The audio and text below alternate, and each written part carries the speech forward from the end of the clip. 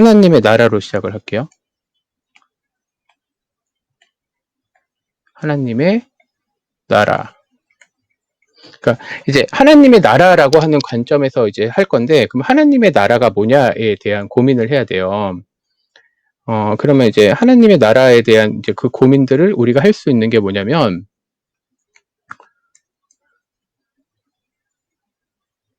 됐다.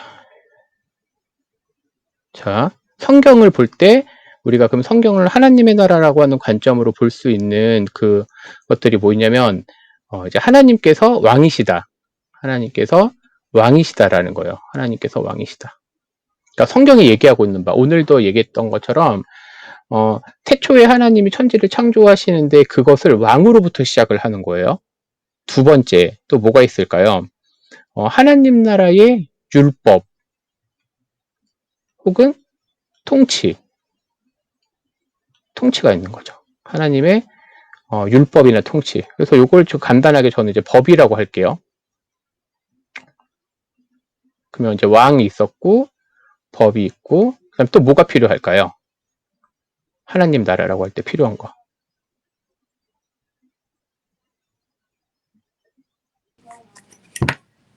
땅이요. 땅 좋습니다. 네, 땅. 네.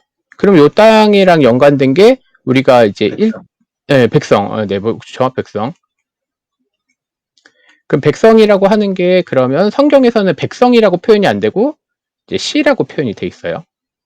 그러니까 요 관점으로, 즉 하나님께서 왕이신 것에서부터 시작을 해야지, 하나님께서 왕이신 나라, 하나님께서 다스리시는 나라, 근데 하나님께서 법과 땅과 씨를 통해서 하실 건데, 이렇게 하시겠다라고 그러니까 사람들과 뭐 하셨냐면 언약을 맺으시는 거예요. 그래서 이제 성경 전체를 쭉 훑을 때 우리가 하나님의 나라 혹은 언약이라는 관점 혹은 성전이라는 관점으로 볼 수 있어요. 그러니까 요거를 쭉 전체로 이렇게 한번 훑어보는 거예요. 성경 전체를. 그러니까 오늘은 그 작업을 좀 할 거예요. 그래서 이 왕, 법, 땅, 씨. 그러면 이제 보이는 게 창세기에서 가장 가깝게 보이는 게 뭐가 있을까요? 예를 들면 하나님께서 창조하셨다. 그래서 오늘 배웠던 게 뭐예요? 다스리신다. 이름을 준다. 그게 다 이제 연관되었죠. 하나님이 에덴 동산에 주셨던 법이 뭐 있을까요?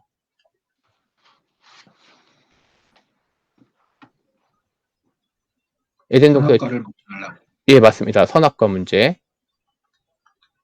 그쵸? 선악과 문제. 그럼 땅은 뭐였죠? 에덴 동산.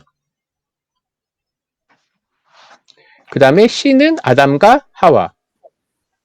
그렇죠? 이제 이런 식의 관점이에요. 그래서 요거를 가지고 이제 제가 한번 쭉 설명을 해드릴게요. 그러면 창세기뿐만이 아니라 이제 다른 것까지 이제 여기서 정리가 되는 거죠. 중간중간에 선생님들께서 만약에 이 부분은 좀 더 설명을 해주세요. 아니면 질문을 하시잖아요. 그러면 그때 또 제가 보충 설명을 할게요. 네. 일단 하나님의 나라. 하나님의 나라라고 할 때는 하나님이 왕 되신 나라. 하나님이 왕 되신 나라. 그래서 킹덤이라고 하죠, 우리가. 여기에는 통치자가 필요하죠. 왕이 필요한 거고, 그런 다음에 법이 필요하죠. 그래서 율법도 여기에 포함이 되죠. 또 땅이 필요하죠. 그리고 백성이 필요합니다. 우리가 처소라고도 얘기하고, 여기서는 백성은 씨라고도 얘기를 해요. 그러니까 그냥 쉽게 생각해서 제가 이제 한 글자로 하는 거예요. 왕, 법, 땅, 씨. 근데 하나님께서 하나님이 스스로와 그리고 우리와 언약을 하셨어요. 언약. 뭐냐? 내가 왕이 될게.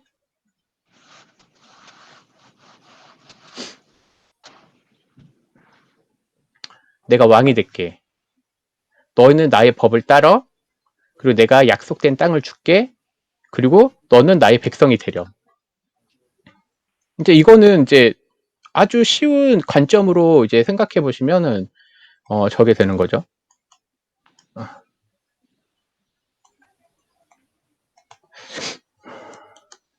자, 그러면 여기에서 이제부터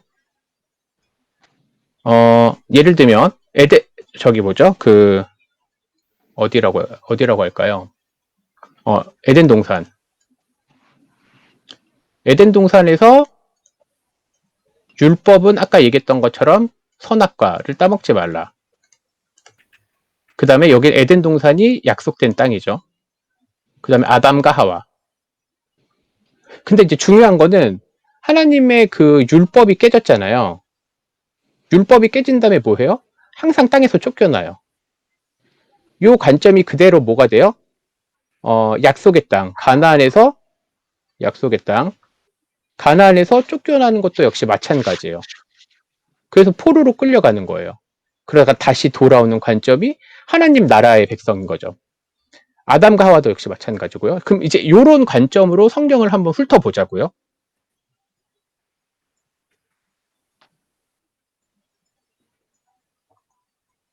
그러면 이제 성경을 쭉 한번 훑어보겠습니다.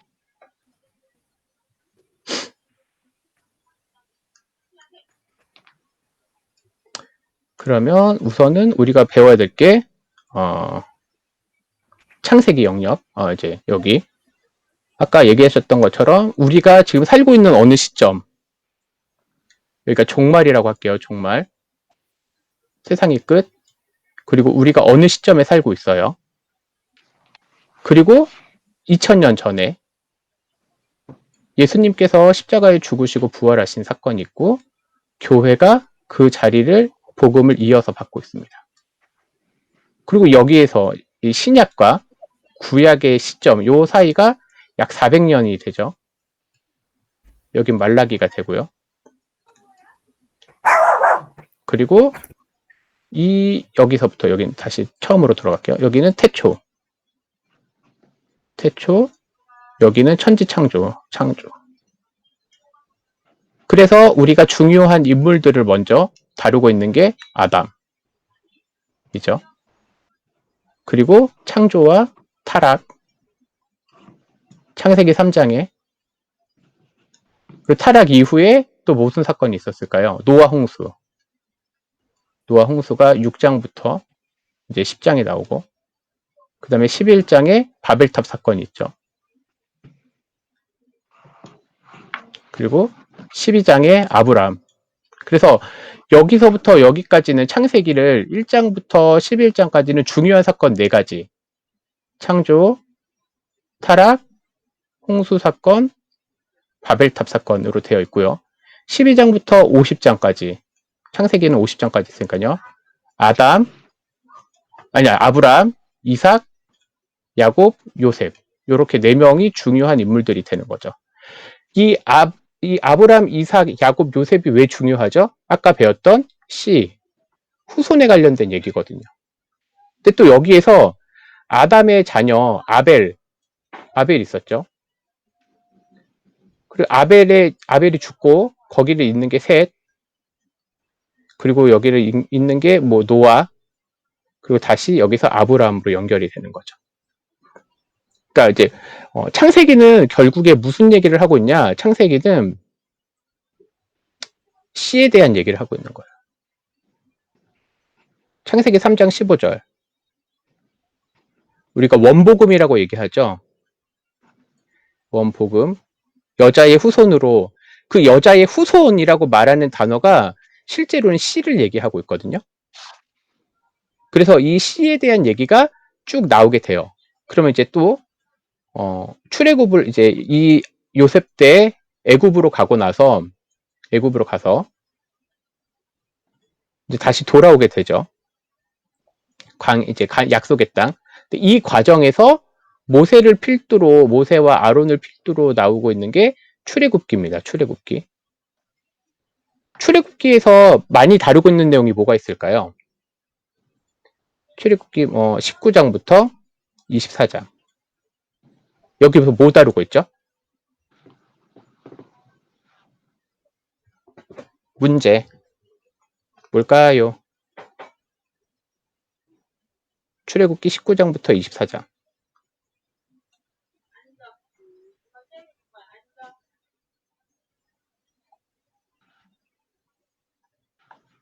신의 산. 아, 신의 산. 네, 신의 산. 그 다음에 중요한 거. 우리 맨날 하는 거 있었잖아요. 작년에 제일 설교 많이 했던 시리즈. 십계명. 그쵸, 십계명. 맞습니다. 십계명. 왜냐면 십계명이 어디였어요? 두 번째 책 십계명을 다루고 있다. 20장. 출애굽기 20장은요. 그래서 법에 관련된 얘기를 하고 있는 거예요. 이 법에 관련된 얘기와 동시에 다루고 있는 게 뭘까요? 이후에 출애굽기는 여기서 다루고 있는 내용이 뭐냐면 성막이에요. 성막. 근데 성막은 하나님께 우리가 제사를 드리는 공간이자 동시에 무엇을 상징하고 있을까요?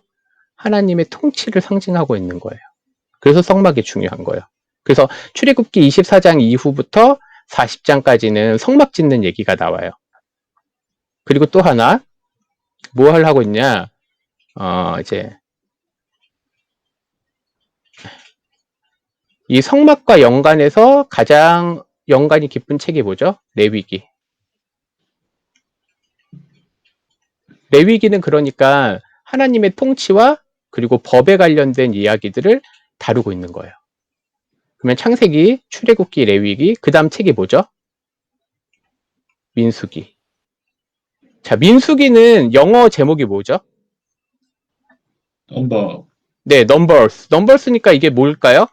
뭐에 관한 얘기일까요? 민수기는?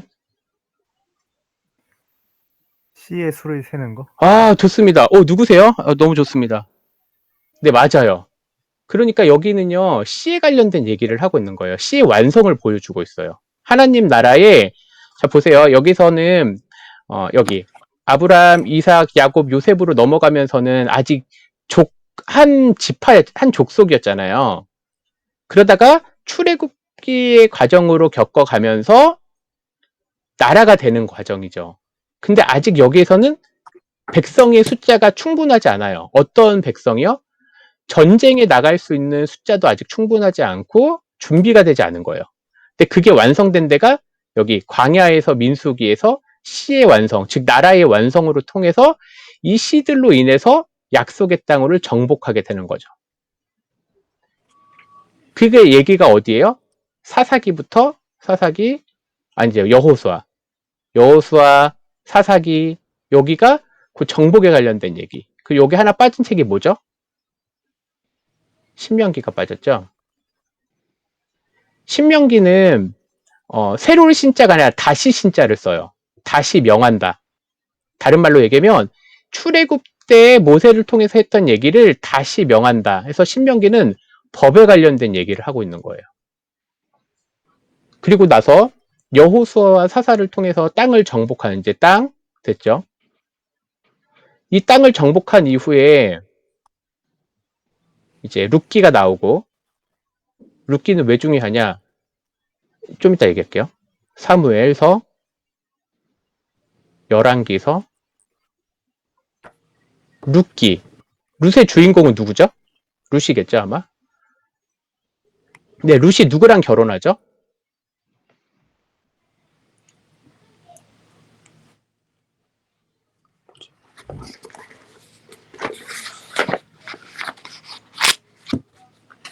룻은 누구랑 결혼할까요? 네. 기다릴까요? 제가? 말론. 말론 아니야. 보아스. 그치, 보아스. 아, 맞아. 자, 보아스는요, 성전에서 기둥 이름이잖아요. 보아스와 야긴. 보아스의 엄마가 누굴까요? 보아스의 엄마. 라합. 그쵸, 라합. 아닌가? 맞아요. 자, 여기에서 라합의 얘기가 나오고, 아까 이제 요셉의 형제들 중에 유다 얘기가 나오고, 그 다음에 유다가 자기 부인이 아니라 누구랑? 그 며느리랑 관계를 갖잖아요. 여기에서 나오는 여자, 그리고 여기서 룻이 나오는 여자, 라합이 등장하는 책이 있어요. 한꺼번에. 어디죠? 마태복음 1장 족보. 다른 말로 얘기하면요, 마태복음 1장은요 왕의 족보를 다루고 있는 거예요. 지금 갑자기 마태복음으로 갔어요. 지금 마태복음에서 가장 중요한 인물, 성경책 한번 보세요. 마태복음 1장에서 제일 먼저 등장하는 사람이 누굴까요? 아브라함. 누구요? 아브라함. 네, 아브라함은 한글 성경이에요. 영어 성경 갖고 있으신 분은 한번 보세요. 다윗? 그쵸, 다윗. 좋습니다. 중요해요. 맞아요. 우리나라 성경은 아브라함이 먼저예요. 근데 영어 성경이나 그 다음에 이제 원어 성경을 보면 다윗이 먼저죠.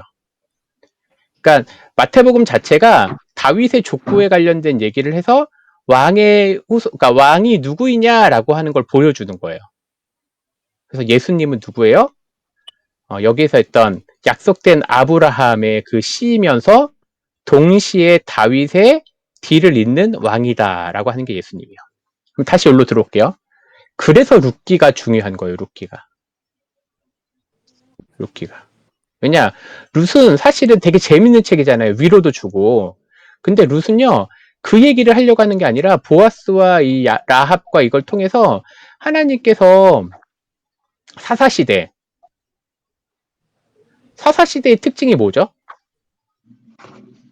자기 소견에 오른 대로. 그렇죠. 다른 말로 얘기하면요, 왕이 없는 시대잖아. 왕이 없다는 건 법이 깨진 시대잖아요. 이 시대에도 여전히 하나님이 통치하고 계시다라는 것을 룻의 시대에서 보여주고 있는 거예요. 그리고 나서 룻을 이어서 이제 나중에 사무엘서, 그래서 사무엘 상과 하가 있죠. 사무엘 상에서 중요한 인물은 사무엘, 그 다음에 사울, 그리고 여기에서 사무엘 하에서 중요한 인물은 다윗. 근데 다윗은 11장에서 누구를 범해요? 밧세바를 범하죠. 그러니까 이전까지는 다윗은 잘 나가는 인물이었어요. 근데 밧세바를 범하고 나서 몰락하게 됩니다.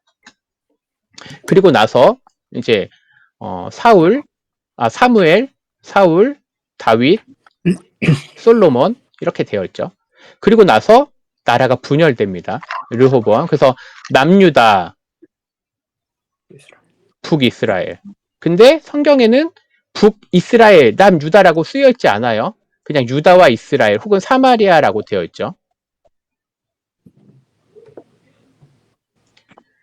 그래서 남유다에서 이제 북이스라엘 먼저 좀 다루면 북쪽은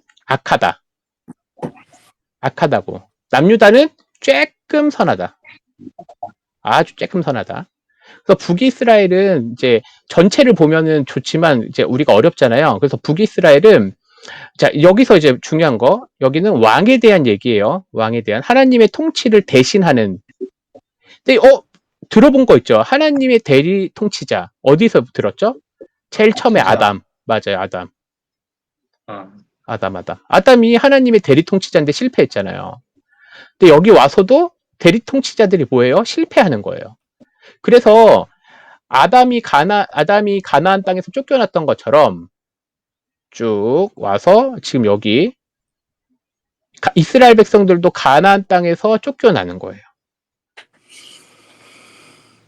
네. 지금까지 뭐 좀 질문 있으신가요? 아니면 어렵다거나?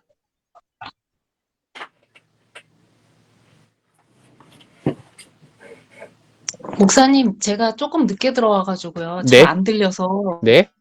그러니까 성경의 전체적인 흐름을 지금 짚어주시는 거죠? 네, 맞습니다. 지금 이걸 왜 짚냐면요. 다시 조금 얘기를 하면, 우리가 지금 하나 바이블 요거 하고 있잖아요. 보이시죠? 하나 바이블. 요게 요번 공과인데, 요 하나 바이블 전체 커리큘럼의 핵심이 뭐냐면 하나님 나라에 대해서 얘기하고 있는 거예요. 근데 우리는 지금 앞에는 창세기를 다룰 건데, 이제 우리 선생님들이 이런 큰 그림을 머릿속에 넣어야지, 그 다음에 창세기로 들어왔을 때, 창세기 얘기에서만 빠지지 않고 항상 전체를 염두에 두면서 이야기할 수가 있어서 그래요. 그래서 오늘은 좀 전체적인 얘기, 다음 주에는 이제 창세기를 조금 세부적으로, 그 다음 주에는 그래서 공과에서 다루는 내용들 중에 핵심적인 내용들을 다루는 거예요. 그래서 오늘은 좀 전체 그림을 그릴 거예요. 일단 북이스라엘에서는 다 하면 좋지만 일단 두 왕만 기억하세요. 아합 왕. 그다음 또 하나는 여로보암 2세. 물론 여기 북이스라엘의 첫 왕이 여로보암인데요. 그냥 구분하기 위해서 1세, 2세라고 부르는 거예요. 그냥 똑같이 여로보암이라고 나오는데 헷갈리실까봐. 여로보암 2세. 여로보암 2세는요, 가장 긴 통치를 해요. 그런데 성경에선 가볍게 달아요. 왜 그럴까요? 왜 가장 오랫동안 통치하고 심지어는 이방 땅도 정복하거든요? 요나 시대에 있어서. 근데 성경은 중요하게 다루지 않아요. 왜 그럴까요? 그거는 하나님이 거기에 관심이 없다는 거예요. 하나님이 이스라엘 백성들이 땅을 정복하고 확장하는 것에 대해서 사람들은 관심이 있고 당시에 경제가 흥황했기 때문에 아주 여로보암 2세를 좋아했을 거란 말이에요. 하나님은 그렇게 선하게 생각하지 않았기 때문에 중요하게 다루잖아요.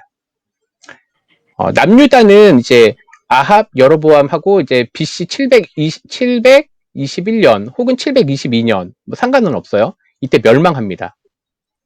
아수르에 의해서. 이 아수르가 남쪽에도 침범을 하는데 이때 아수르 침범했을 때 이것을 이겨낸, 물론 이 사람 때문에 이겨낸 게 아니라 기도로 이겨낸 사람 있죠? 히스기야. 맞아요. 아주 좋습니다. 그래서 이 히스기야 전에는 뭐 굳이 크게 물론 이제 왕들을 기억하면 좋겠지만 일단 히스기야를 중심으로 여기가 멸망했구나 라고 하는 정도. 그 다음에 이후에 요시야, 그 다음에 586년에 멸망. 그럼 여기에서 조금 하나를 좀 더 붙일게요. 선지자들을 여기다가 좀 더 붙일게요. 왜냐면 선지자들이 항상 헷갈리거든요. 그러면은 이제 어디 갔냐? 네, 아합 때 같이 활동했던 선지자가 누가 있을까요? 엘리야. 이후에 엘리사가 있죠. 근데 이 사람들은 책을 쓰지 않았어요. 그래서 그냥 엘리사는 아합 왕과 함께 중요하게 다루고 있고, 엘리야가 이제 엘리사는 열왕기 하에 등장하고 있는 대표적인 선지자. 히스기야는 자신이 어려움에 빠졌을 때 누구에게 찾아갔을까요?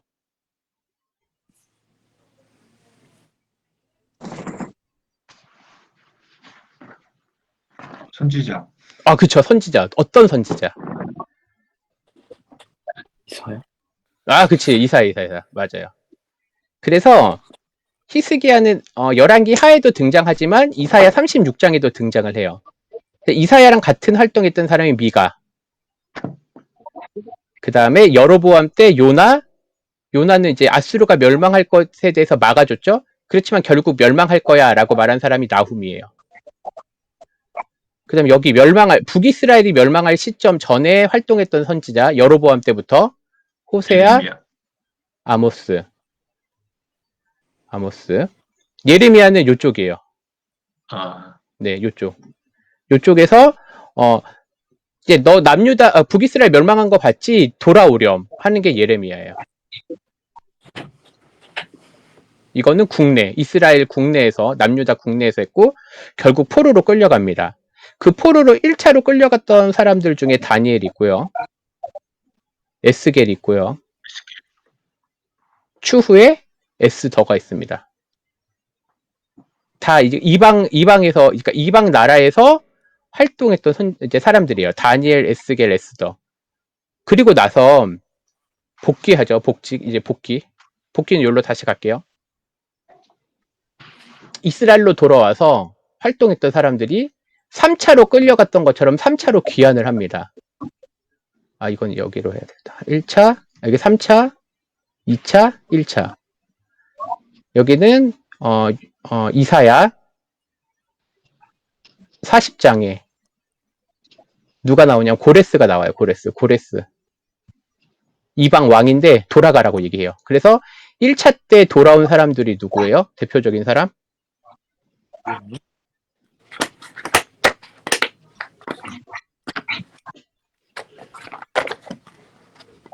일차 때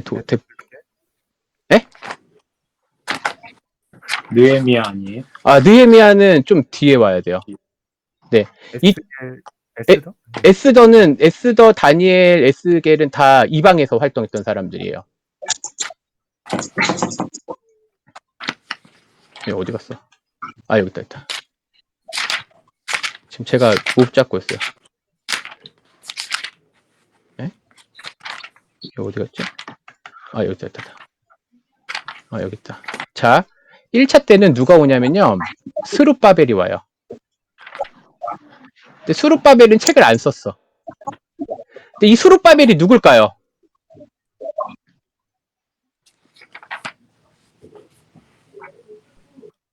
스룹바벨이 누굴까요?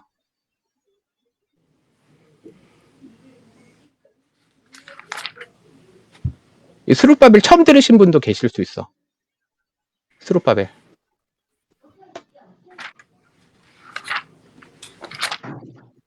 스룹바벨이 누구냐면요. 포로로 끌려간 사람들 중에 누가 있었을까요? 왕이 있었어. 왕의 후손이에요. 스룹바벨은. 그래서 스룹바벨이 중요한 거예요. 스룹바벨은 포로 기한의 대표적인 통치자지만 실제로 왕의 후손이에요. 그래서 스룹바벨이 마태복음에도 기록되어져 있는 거예요. 그래서 스룹바벨과 같이 돌아온 사람이 누구냐? 학계, 스가랴. 이 사람들이 한 게 뭐예요? 성전 건축. 그쵸, 성전 재건. 맞습니다. 성전 재건이 왜 중요해요? 성전 아까 뭐였죠? 성전의 의미? 여기 있잖아요, 여기요. 죄송해요. 여기. 요거랑 연관돼 있잖아요. 성막군 뭐 하는 데요? 하나님의 통치, 하나님의 법. 맞아요. 하나님의 법을 확인하기 때문에 성전 재건이 중요해요. 그래서 하나님의 통치를 확인하는 데고요. 스룹바벨 이후에 이제 학계도 얘기했지만 결과적인 거는 에스라가 돌아오면서 율법을 회복해요. 법 나오죠, 법. 그리고 또 나왔던 게 에스라랑 느헤미야. 느헤미야는 뭐를 회복했죠, 느헤미야? 성벽 재건. 맞아. 성벽 재건은 그럼 왜 중요할까요? 영토. 그쵸, 땅 맞습니다. 아주 좋습니다. 네. 그리고 나서 느헤미야가 왔지만 여전히 예배가 회복되지 않은 거예요. 그걸 지적한 사람이 말락인 거예요. 그래서 11조 얘기가 나오고 이런 얘기가 왜 나와요? 야, 니네 돌아왔으면 하나님 뜻대로 살기로 했잖아. 근데 왜 하나님 말씀대로 예배 안 드리고 왜 하나님 뜻대로 하지 않아? 라고 얘기하는 게 말락인 거예요. 그렇지만 말라기가 절망적인 얘기만 하는 게 아니라 뭐라고 얘기하냐면요. 이런 얘기를 해요. 선지 엘리야가 올 거야. 엘리야 어딘지 모르겠다. 어쨌든 엘리야가 다시 올 거야. 엘리야는 어떤 사람이었어요? 구약에서 가장 위대한 선지자 중에 한 명이었어요. 그 선지자가 와서 뭐 해요? 그 사람이 누굴까요? 그 사람 세례 요한인가요? 세례 요한. 그래서 말라기 3장, 4장인가? 4장 5, 6절인가? 지금 제가 잠깐만요. 성경 한 번 봐야지. 이때 헷갈리니까.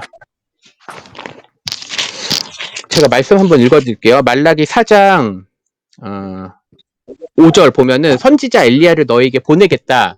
그래서 뭐 해요? 너희의 마음을 돌이키겠다는 거예요.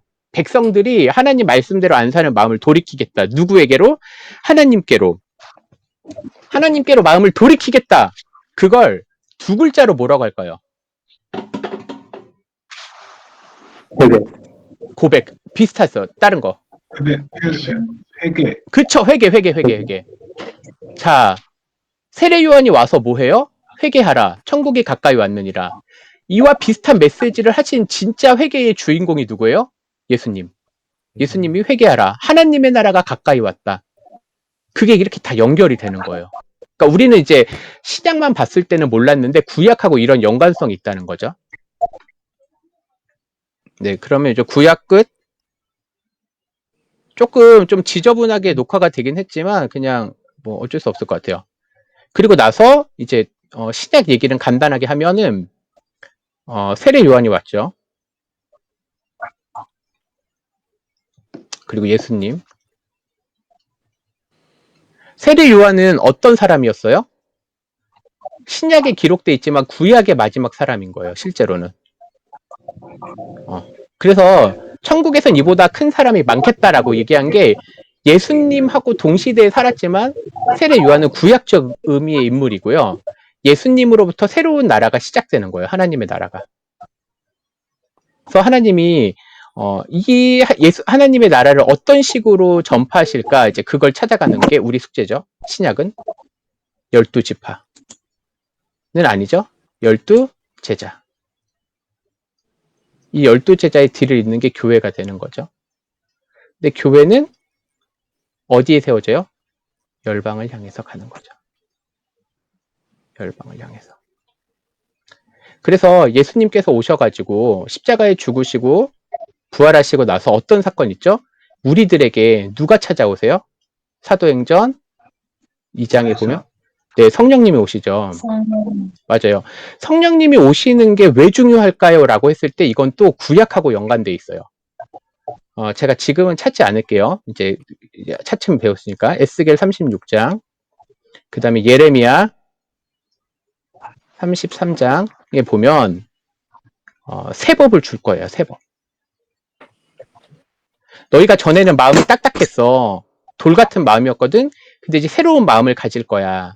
성령님이 오신다는 건요, 새로운 통치를 받을 수 있다는 것이고, 하나님의 통치를 따른다는 것이고, 하나님의 법을 따른다는 의미예요. 그리고 예수님. 우리의 왕이시지만, 예수님은요, 왕이시지만, 실제로 누구예요? 구약으로부터 약속된 씨예요, 씨. 진짜 하나의 그 원, 온리 원. 온리 원이신 거예요. 그래서 예수님의 족보를 누가복음과 마태복음에서는 중요하게 다루고 있는 거예요.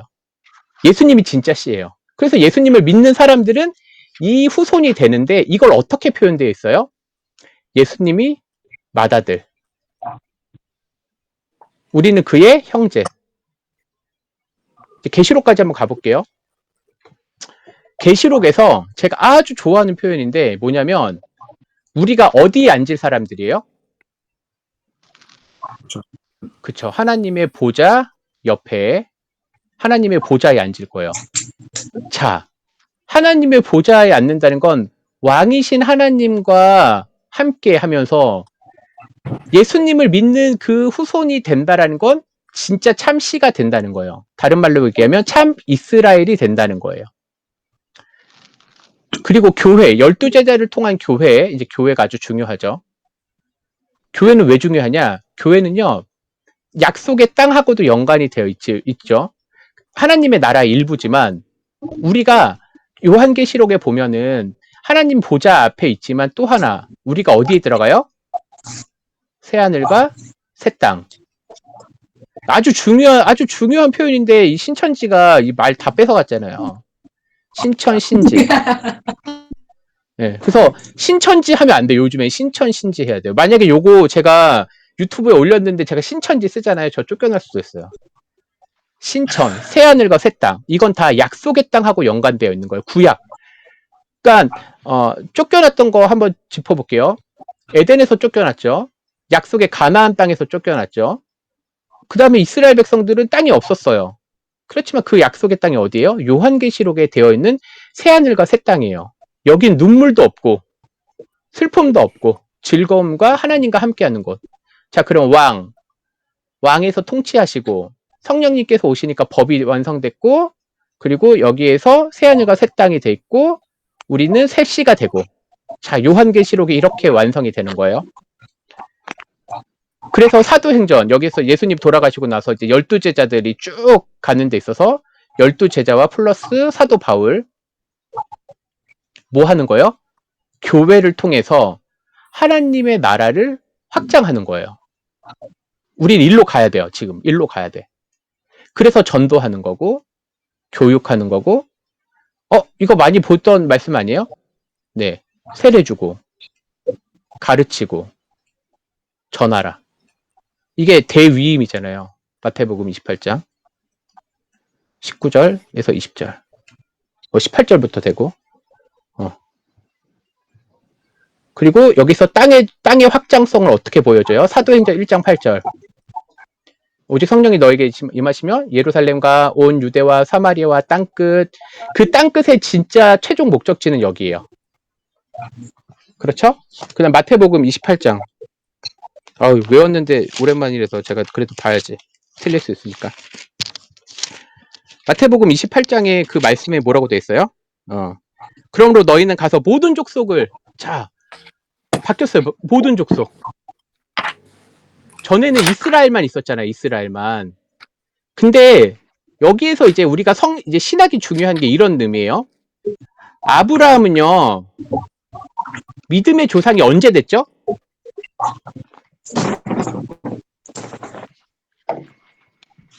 할례 받기 전에. 그래서 아브라함은요, 무할례자나 할례자의 공통된 조상이에요.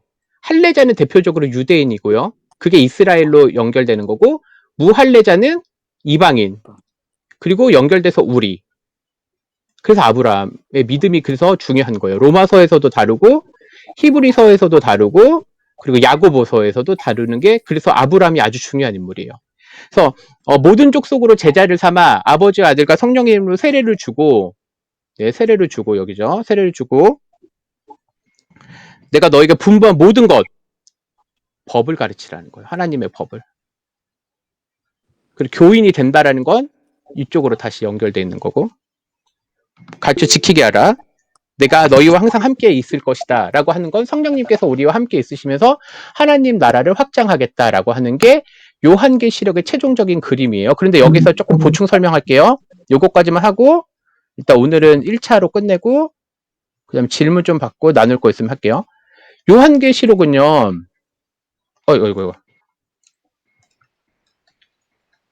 됐다. 자, 요한계시록은 뭐가 없을까요? 뭐가? 요한계시록 20장, 21장, 20장, 21장 뭐 거기에 기록돼 있어요. 뭐가 없을까요? 여기에.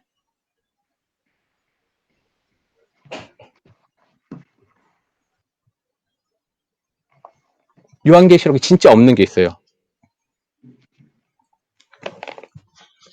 요한계시록에 없는 거. 이게 아예 성경에 기록돼 있어요. 바다? 씨? 하늘과 처음 하늘과 처음 땅과 네. 바다라고 나와요. 네네. 또. 네.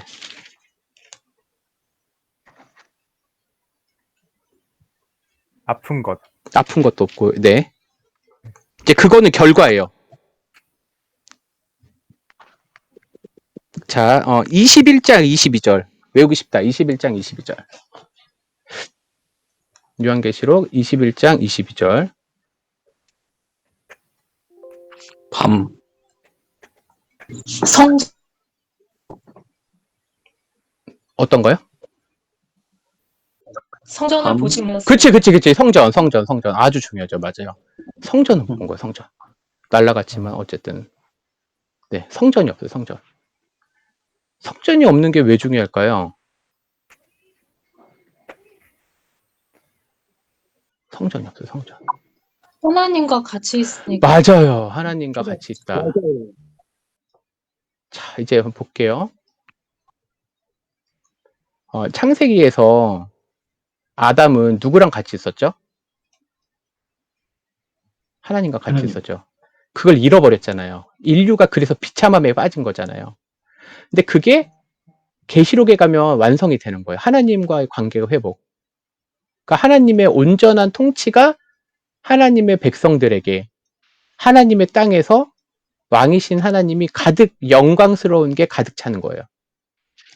이런 영광스러운 성전이 없지만 왜 없냐면 하나님이 성전이시기 때문에. 그러니까 이제 여기서 창세기 좀 지나가면 아브라함이 12장 가면은 뭘 해요? 하나님의 이름을 불러요. 예배를 드리거든요. 그리고 나서 요게 조금 지나가면 모세 때는 성막에서 예배를 드려요. 그리고 다윗은 못 지었고 솔로몬은 성전을 짓죠.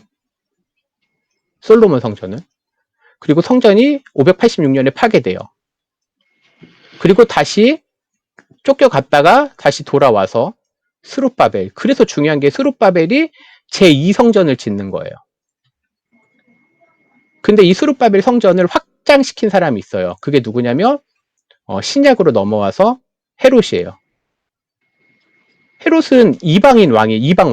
이방 왕. 원래 이스라엘인 이방 왕이 있으면 안 되잖아요. 근데 헤롯이 이스라엘 사람들의 마음을 끌려고 이 스룹바벨 성전을 확장시켜요. 그렇지만 이것도 역시 AD 70년에 유대인들이 하나님 말씀 듣지 않고 하니까 또 성전이 파괴돼요. 그리고 나서 성전이 실제로 없어요. 자, 그런데 여기에서 이 성전이 파괴되었을 때 성전이 회복될 것에 대한 예언을 한 책이 있어요. 에스겔. 하나님의 영광이 떠나요. 그러다가 영광이 돌아오고 여기에서 말하는 아주 큰 성전이 회복될 거를 얘기를 해요. 구약의 용어로.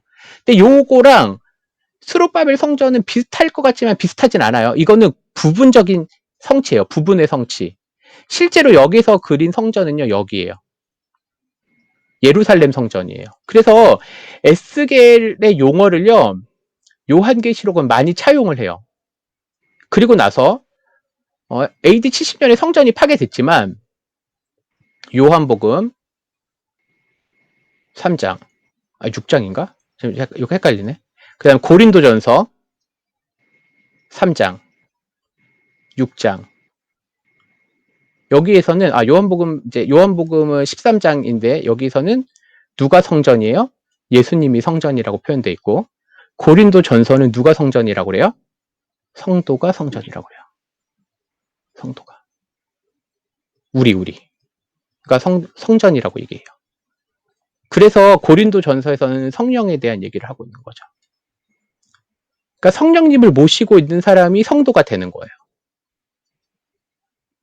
왜냐? 예수님과 연관이 돼 있으니까. 성전은 어떤 곳이었죠?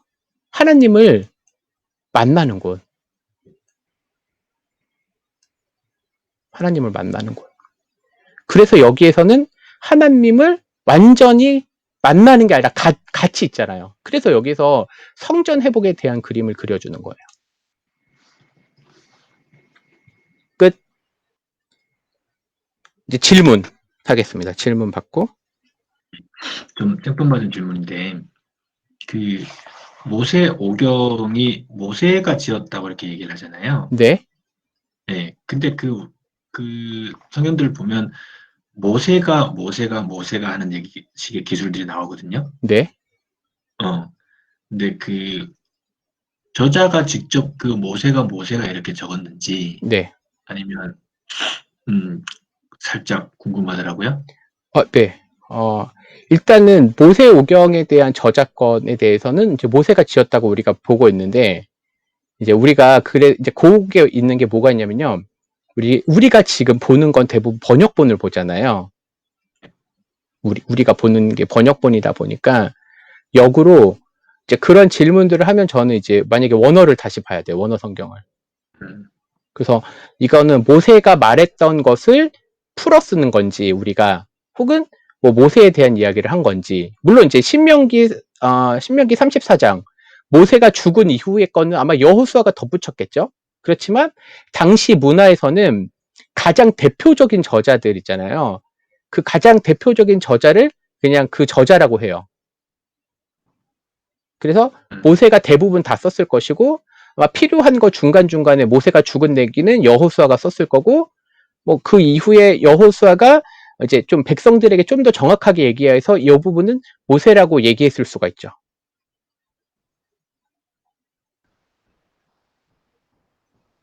그러니까 모세가 이런 표현들은 뭐 여호수아가 뭐 하거나 아니면 그 이후에 후대에 이제 번역을 해야 되거든요. 무슨 번역을 하냐면 고대 히브리어를 자기식의 현대 히브리어로 바꾸면서 그런 표현들을 썼을 수도 있어요. 네, 알겠습니다. 근데 죄송한데 지금 누가 여쭤보신 거예요? 제가 물어봤습니다. 아, 저 부장님이요? 네. 아, 네, 죄송합니다. 제가 이게 안 보여가지고. 네, 좋습니다. 그러면 이제 오늘은 이제 성경 전체를 했고요. 이제 다음 주는 이제 뭐 창세기랑 모세오경 간단하게, 물론 이제 모세오경 중심, 그러니까 창세기 중심으로 할 거고, 그 다음엔 필요한 본문들 좀 살필 거고, 그렇습니다. 목사님, 예? 저 질문 하나 있는데요. 네? 성경을 이렇게 해석을 할 때에, 네? 지금 말씀해 주신 것처럼 하나님의 나라라는 어떤 성경 전체적인 맥락을 통해서, 성경을 해석을 해야 된다고 말씀하시는 것처럼, 그게 맞죠, 그죠? 그죠? 네, 네, 계속 얘기해 주세요. 예. 근데, 저희가 제가 이제 성경을 보다 보면 굉장히 부분적으로 이제 적용하는 게 되게 많은 것 같아요. 네? 그런데 하나님의 나라 이 전체를 이해하는 거를 따로 공부를 해야 되는 건가요? 아니면 이렇게 신앙생활 하다 보면 자연스럽게 알게 되나요? 이제 되게 중요한 얘기를 주셨어요. 왜냐하면 사실 이런 네. 얘기를 직접 우리가 사실을 같이 다뤄야 될 내용인데, 네. 이제 그런 생각, 저는 이제 전에는 전체를 공부해야 되지 않을까라고 생각을 했었어요. 그런데 이제 고민이 뭐였냐면요. 우리나라 1930년대부터 뭐 70년대, 예를 들면, 저희 할머니 세대, 저한테 할머니. 저희 할머니가 이런 거 아셨을까? 글씨를 아셨을까? 도리어 여기에 가깝거든요. 근데 하나님이 분명히 그때도 역사하셨잖아요. 그분들에게. 그래서 저는 이것도 나름 하나님께서 역사를 다 하실 것이고, 이것도 하실 것이고. 근데 이거는 개인에게 역사하시는 거니까, 그거는 제가 다룰 수 없는 부분. 대신에 제가 아는 거는 요 부분이니까 요 부분을 말씀드리는 거. 요거 몰라도 신앙생활에 전혀 지장 없잖아요, 저희가. 그렇지만 우리 선생님들은 가르치시는 분들이니까 제가 요거를 가르치는 거고, 요거는 개인분들이 어떤 예를 들면 큐티를 한다거나 아니면 어떤 특정 본문의 말씀을 가지고 묵상을 한다거나 뭐 저는 좋은 것 같아요. 답이 되셨나요? 네. 어쨌든 어떤 방법이든 간에 우리가 신앙생활을 하다 보면 네. 이제 된다는 거죠, 그죠? 맞습니다. 예, 맞습니다. 네. 알겠습니다. 네, 네. 감사합니다. 감사합니다. 네. 저도 이거를 누가 이렇게 봐야 된다라고 안 알려주셨어요. 그래서 저도 이거를 계속 혼자 공부했어요. 공부하고, 그 다음에 또 몇 번씩 계속 가르치면서 저도 나름의 업그레이드를 해야 되고, 이거 몰라도 신앙생활 하는데 뭐 전혀 지장 없고. 그렇지만 예를 들면 이제 설교자나 교사나 성경을 가르치시는 분들은 이러한 큰 맥락이 머릿속에 있으시면 요 부분적인 걸 해석할 때, 이제 오류에 빠질 일이 적어지겠죠. 그렇지만, 이 오류에 빠지는 게 적다라고 하는 거는 또 고민이 뭐예요? 이제 이단의 성경 해석하고 달라지니까. 근데 대부분은 설교를 열심히 들으시면 이런 개념들이 가지고 계세요. 근데 그걸 표현을 못했을 부분이니까요. 네, 이상입니다. 네, 좋았습니다. 감사합니다.